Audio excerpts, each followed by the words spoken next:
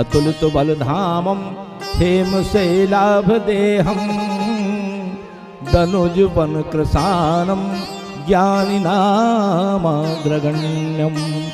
सकल गुण निधानम वानराणामधीशम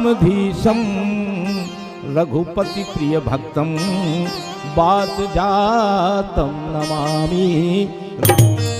जामवंत के बचन सुहाए सुन हनुमंत हृदय अति भाए।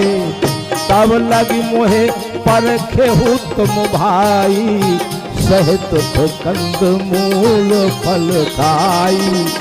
जब लगिया वो सीत देखी हो यही काज मोहे हरस दुसेखी।